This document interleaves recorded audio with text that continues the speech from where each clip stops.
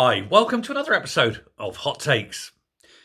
Did a video yesterday about an old couple, a pair of pensioners by the name of Peter and Florence Fanning.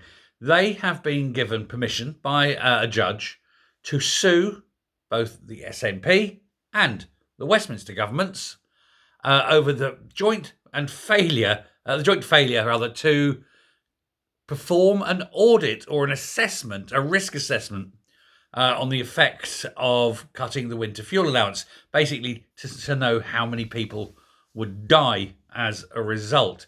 Now, Labour admittedly did do an assessment a couple of years ago when they were in opposition, and their assessment then was about 4,000 old age pensioners would die. But of course, this was just an opposition thing at the time. They now need to do a full in-government assessment, as indeed do the Scottish Government. And if either of these come back and either of them show a number likely to die that is greater than, say, 0, then the entire policy must be scrapped. It cannot proceed. It must not proceed, because otherwise they would knowingly be enacting a policy that would, like I say, knowingly lead to death. That would make it corporate homicide. Now, the SNP government, in the light of this judge's decision to allow the prosecution, have come out and admit that they failed to assess how many old age pensioners would die as a result of their winter fuel payment cancellation policy. They say they have not carried out any risk assessment, even though the law says it should have been done. And they've been accused of a total dereliction of duty over the safety of pensioners. Now, this will affect, in Scotland at least, about 1 million pensioners. And so you'd think that something on that scale would have had an assessment, but they didn't bother. And yet, they were the ones that brought the law in, saying that risk assessments must be done for major changes like that. Well, Peter and Florence, as I've mentioned in the other video, are suing. But it was back in August when the ministers U-turned on the commitment they'd previously made to maintain this payment, because, they're saying they didn't have the money. Ironically, pensioners living abroad will get it because of rules of leaving the EU. The Brexit rules mean that they will continue to get it, whereas people in, say, Scotland and England won't. Weird.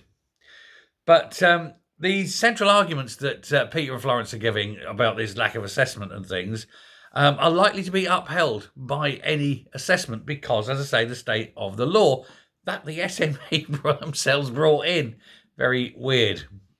Now, there's been requests for information, for correspondence, communications, emails, WhatsApps, the lot, between all departments, between, finance and Shona Robertson, between health, public health and so forth, the benefits, people, all that, all within government, about all these communications. And they've had to admit that there actually haven't been any. So not only, stunningly, have they not done any kind of assessment as required, but when the decision was made, presumably by the little, group at the top, that little hidden court star chamber at the top of the SNP, they didn't bother consulting with all the various ministers and departments below them as to whether this was feasible or even legal.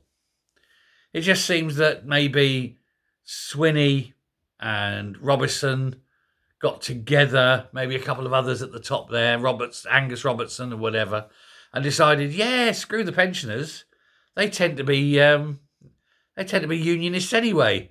We can take a few out, finish the job that Nicola started back in the COVID days when her and Freeman were busy knocking them out by the tens of thousands, allegedly. But it's shameful, really. Now, Liz Smith, who is the Scottish Conservative spokeswoman, I suppose, for social security and public health and all that, she said it's a disgusting decision. It's a total dereliction of duty, as I mentioned. She's saying that they should hang their heads in shame. And also that any extra deaths that occur this winter due to the lack of it must be at the door of the SNP, and perhaps there should be criminal action, because if they knew in advance that this would happen and still went ahead of the policy, then this is a crime. This is a crime against humanity. It breaches so many different laws and rules and basic morals and ethics. That, of course, won't matter to the SNP. They're not above, thinning the herd, shall we say, when it comes to the elderly. Kenny McCaskill of Alba, even he, and he's like both a nationalist and that, but he is saying that the Fannings are absolutely right to challenge. He's saying it's right for them to do this. He says, but if the SNP attempt to defend it, then you have to look at what they're actually trying to defend. They're actually trying to defend killing elderly people. Said, what are the optics in that as you're going into elections in 2026 when you have a party defending killing elderly people? So this is not good for the optics. The government themselves said that they needed to cut this £300 a month. Turns out they don't. Turns out just last week, beginning of last week, Shona Robertson said, actually, and she said the words, they no longer needed to cut this, but they were going to continue to do so that it would free up the cash for other purposes. The other purposes, of course, being independence. But she actually said they didn't need to do it. They could afford to keep it. So why are they doing it? It must be other reasons. And I think the other reasons are the elderly tend to be unionist, but that's another thing. But it is this huge double whammy. The Scottish government keep trying to say, oh, look, we've got to make difficult decisions. I don't think not killing people is a difficult decision. I think it's a very simple decision. I think it's one of the easiest decisions of them all. I'm in government. Shall I enact a policy that will kill people or not enact that policy? That's a difficult decision. Well, every decision when you're Shona Robertson is a difficult decision.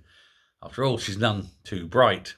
But even she surely should see that not eradicating and genociding the elderly is perhaps a better thing to do than to go ahead and proceed and kill untold numbers of old people. But maybe that's just me. Let me know what you think. Till next time, stay safe, stay well. Speak to you later. Bye.